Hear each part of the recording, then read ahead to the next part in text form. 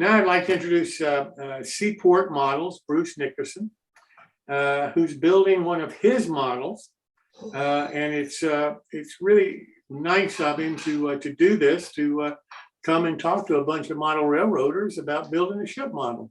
So Bruce, thank you so much. Well, thank you for having me. I'll get this up here in a second.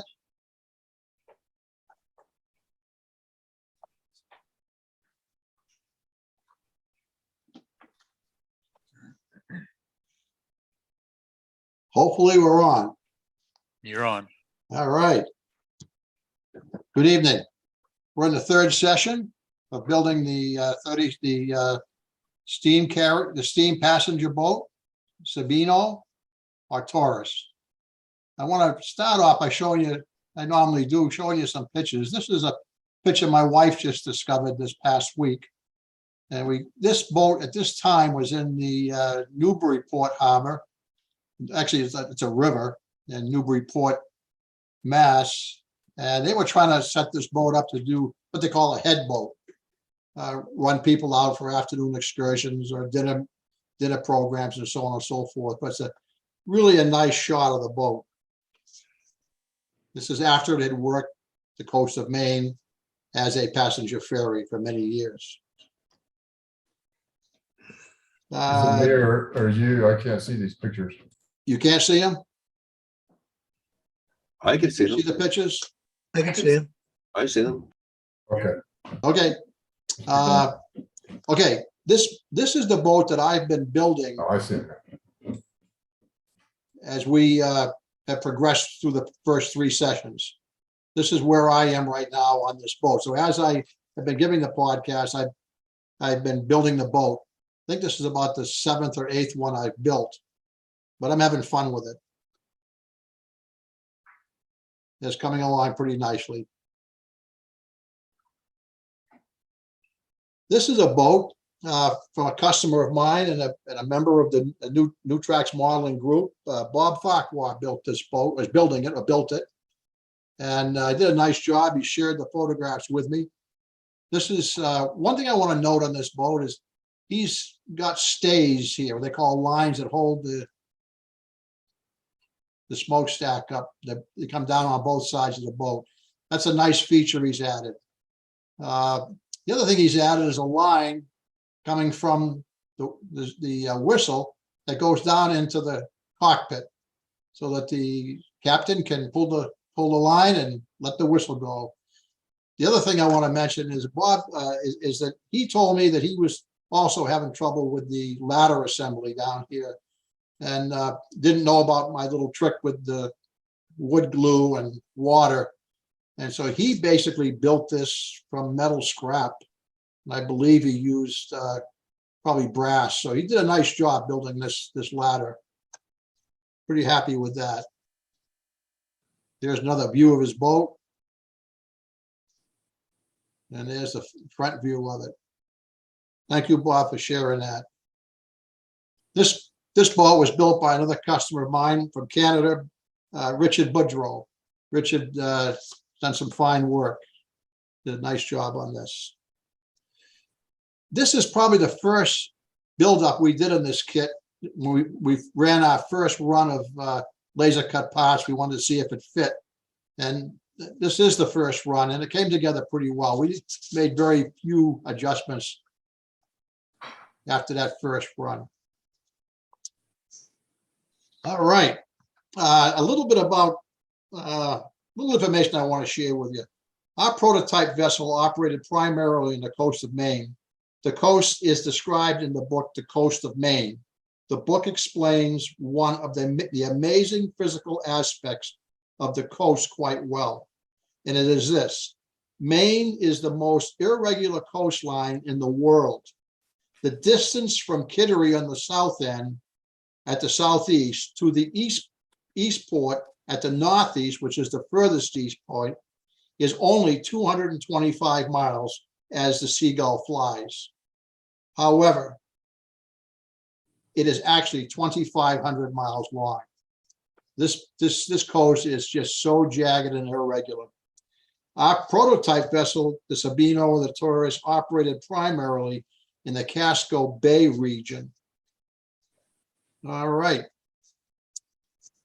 Tonight, we're gonna, I don't know whether we gave out some misinformation last week, but tonight we're gonna focus primarily on the pilot house assembly. I kind of made up my mind that there's a lot to talk about here. We won't have time to do much more than that. So that's where we're going tonight. We're going to start off with the roof of the pilot house. And this is the roof here on the drawing. Basically, this is laser cut wood, number 10. Number 9 is laser cut wood. This is laser cut paper.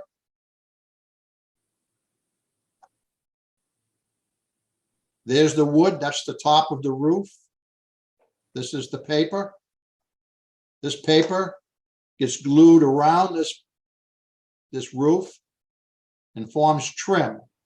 Before you would glue this paper on here, though, you'd have to turn this roof over. There, it's over. Okay, basically what I've done is I take one side and I take it to the center point and I lay glue on. Then I take a block and I put a block here and a block here and let this dry. After that, I do the same thing on the other side and I wrap it down around here. The last thing I put on here is this trim in the back, and then I trim it off. Here is the centerpiece waiting to be loaded on. It's on. These little tabs are there merely to help you position this so that when you go to put this roof onto the frame or the frame of the pilot house, it'll fit clear, it'll fit nicely, it'll fit squarely, it'll be positioned properly. So after you've glued this on, you got to go back and cut these tabs off.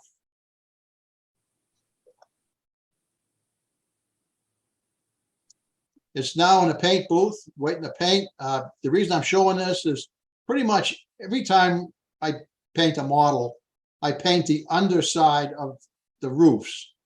It's good for a couple of reasons. One, it keeps the moisture out of the wood. The other thing is people tend to pick up the models, look at them, and you can pretty well tell quickly that the roof has not been painted underneath when you don't paint them. All right, now we're going to be looking at the roof fittings. First, we got the spotlight, which is a pewter casting. By the way, this particular casting is made for me by Crow River. I see they're on here this evening as well. Basically, this light fits in here, between here. The knobs go inside of this hole here. You place it in here, you take your fingers and you squish it tight, and this is what you get. Not a bad paint job like that, though.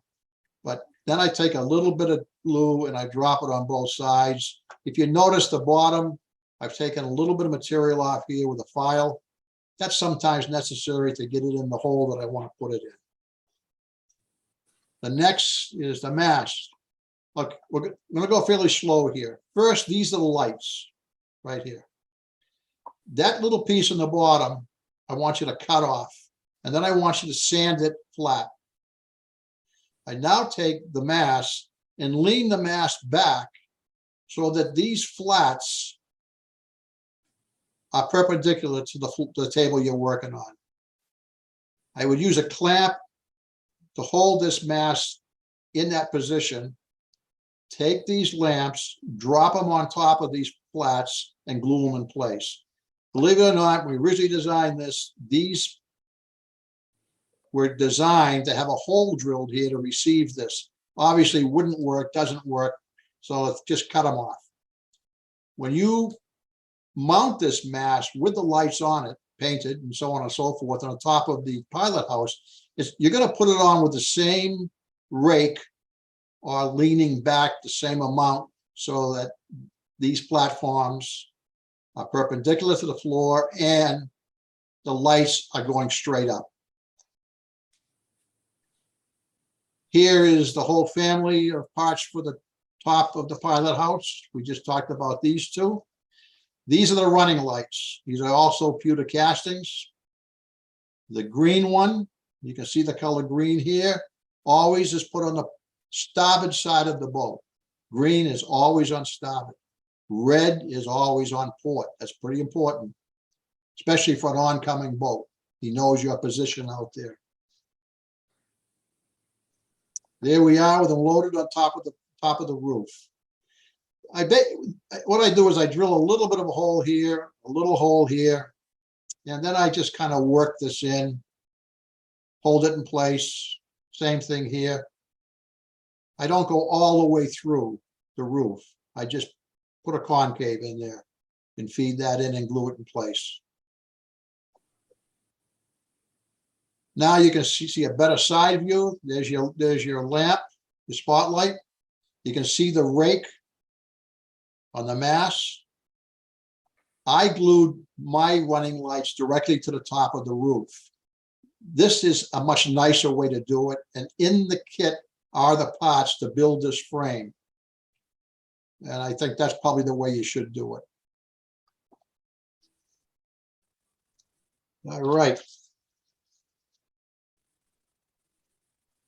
We're going to talk now about the walls, the panels of the pilot house, the wall assembly. And we're going to start with number 21, which is the floor, 2/16, which is side panels, a front panel, and then number 7 is the counter. And that's exactly what it is. It's a counter. It's something you can write on, but we're going to call it the counter. Okay. There's the parts we're talking about. There's the floor, the 2 side pieces, the front piece, and the counter. It is very important here that these slots are opened up. These slots are for the base of the panels. These slots are going to receive 1/16 inch square strip wood, 1 1/8 inch long. You're going to need, ultimately, you're going to need 8 of them. You're going to need 1 for here, 2, 3, 4, 5, 6.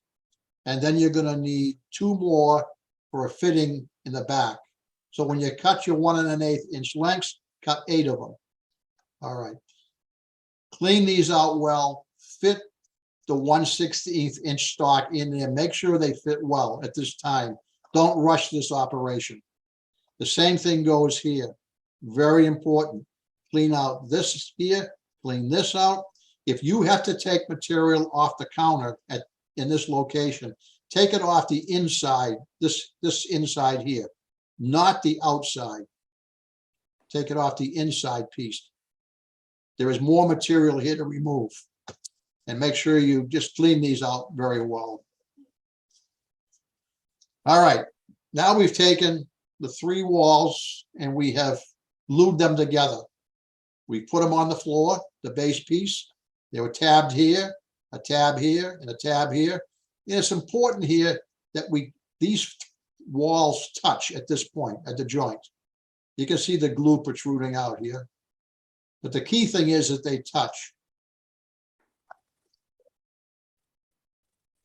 Now we're going to take the 1/16 inch stock. We're going to feed it through the counter, as you can see it here. Get this ready for assembly. Now we're going to take that assembly, and we're going to on the counter. There was a slot right here. On the front panel, there was a receiving protrusion that goes in there. Now your 1/16 your pieces here are going to fit on the bottom. Your 1/16 inch square pieces go in the slots on the bottom. Take your time doing this. Make sure you get a good fit. Make sure everything's even. This is probably the most critical part of the building of the pilot house is right here. If you get this part right, you're gonna have an easy run for the rest of it. What I do at this time as well is I'll take a file or sandpaper and I'll run my sandpaper around the bottom of this to round off some of those right angled edges. That's going to allow for an eventual skirt, which is going to cover this framework to fit nicely. And you can see up here on the counter, It's black. That's charcoal. You definitely want to sand that off of there.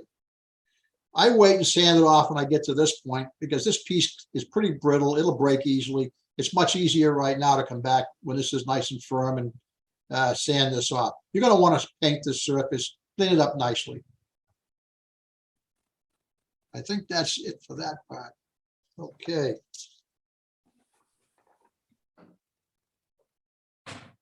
That's the inside of the pilot house with the floor. This piece is touching here, which is what it should be. You can see here, I got a little bit of a gap here. I'm not going to worry about it, but basically they should both be touching like this one is over here. When we assemble this piece, we only put the front four in. Now you got to come and put this one in here and this one over here. This completes the post all the way around. Now it's in the paint booth with masking tape on it to be painted. Again, at the same time, we're going to paint the inside walls of the pilot house, the rear and the two side walls. They're painted. The deck has been varnished. The floor has been varnished. I do a light brown paint inside. Now we're going to concern ourselves with the furniture for the pilot house. We have a binnacle, which is a pewter casting, ship's wheel, and a telegraph. They get brought in here the same way they're photographed here. These are pewter castings. The bottom of these also have a gate or a protrusion of metal. We're not going to try to drill holes and put it in here. You cut them off and sand them and just glue them flat to the floor. And again, these are all pre-painted. I think these are in a nickel. I'm not sure what I did the wheel on. There they are installed. You can see the inside walls of the pilot house are a little rough. I really should have taken a little bit more time and sanded that out, made it look a little better, but I didn't, but it should be done that way. Remember I told you about the eighth, that we needed 8 pieces of 1/16 stock? Well, this is where we use it. This gets glued to the wall. Why do we do this? Well, we thought this back part of the wall normally has a different color than the rest of the wall. It's a little bit difficult to paint that. So we said, well, make it easy. We'll give them a piece. They can paint that and glue it on. It seems to work all right. I'm not sure it's necessary, but it's just another step you have to go through. There we are, waiting for the pilot house to be assembled. Rear, 2 sides. Here they are, assembled. Now, a couple of things I want to note here. If you look at the top of the walls on the inside edge, you'll see that they've been sanded or filed away. I do that as a precaution because when I go to put the roof on, I want to make sure the roof is going to fit snugly within the confines of that opening. This gives me that assurance. So if I've got an oversized insert in my roof, it will fit nicely in here and nice and snug. Takes about 2 seconds to do this. The other thing I want to note is these doors are kind of plugged in here. They're kind of pushed in. Well, that occurred when I was assembling the walls together. They weren't glued in before. I'm just going to push them back out and drop a little bit of glue here to get that door flush. All right, the skirt. This is a laser cut part on one of your carriers.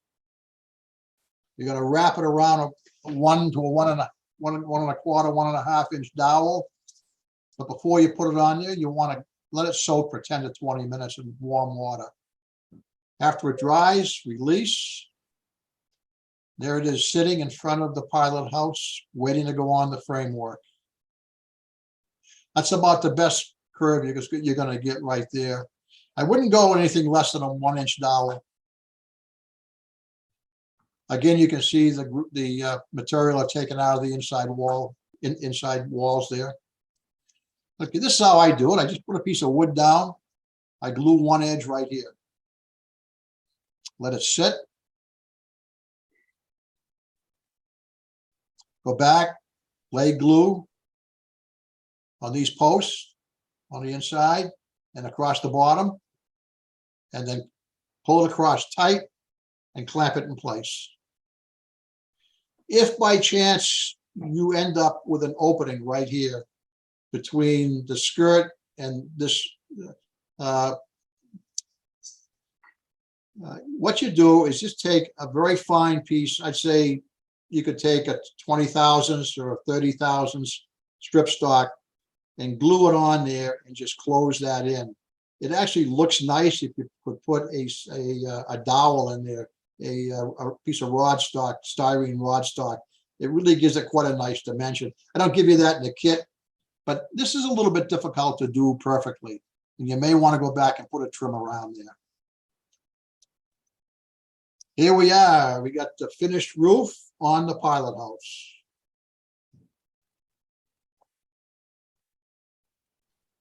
That's it for the assembly for this evening. Next week, we're going to wrap it up, put all this together and make a boat out of it. But there was a couple of things I wanted to share with you. Going and looking on the book, New York Harbor Railroads in Color, Volume 2 by Thomas Flagg, get some very interesting things that I want to share with you real quick.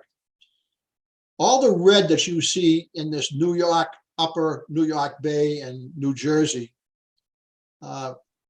map are properties owned and rails owned by the railroads, not one particular railroad, but many railroads. I want to show you this because this is actually is quite exciting. They own about the entire frontage of any waterfront in New York and New Jersey. They seem to own it. And I think it's the same today. I'm not sure how far back this map goes, but it hasn't changed an awful lot. And it's not just New York Central. There are many, many, many railroads involved here. Again, from the same magazine, I wanted to show you this real quick. This is a barge with cars on it coming in to the pier. You can see a man right here. He's probably got a radio, two-way radio. There's a tugboat pushing it in. She's come aboard. Now, one side, we're tying a rope around the cleat. We're going to cleat it off here. We're doing the same thing on the other side. We're running a rope around the cleat. We're going to cleat it off here. We're putting this thing in a position where we can run some trains over it. Here's the most important part. The toggle bars. There are 4 of them on any joint when you're bringing a barge in. You can see this toggle bar has been locked in place. You can see it through here. This toggle bar is not. He's working on it. This one is not. Once those are in place, you have a fine, fine connection here, and you can run an engine across that with no trouble whatsoever. And here we have the engine coming on the barge to do its first pickup. Again, we have a person here kind of directing traffic. That's an Alco. It's connecting. It's pulling back. It's gone back in again. It's going to connect again with some more cars. Going to pull them out. And then it's going to take what he's already picked up, and he's going to back the whole unit in to pick up the last cars on the barge. That's it. Be back next week to wrap this thing up. If you have any questions, I'd love to answer them.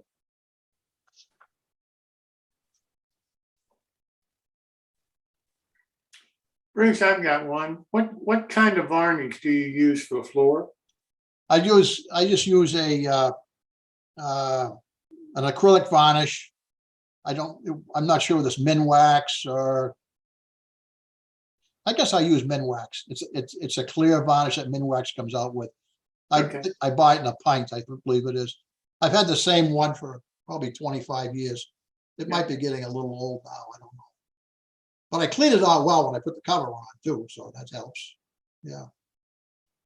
Anybody have any more questions for Bruce?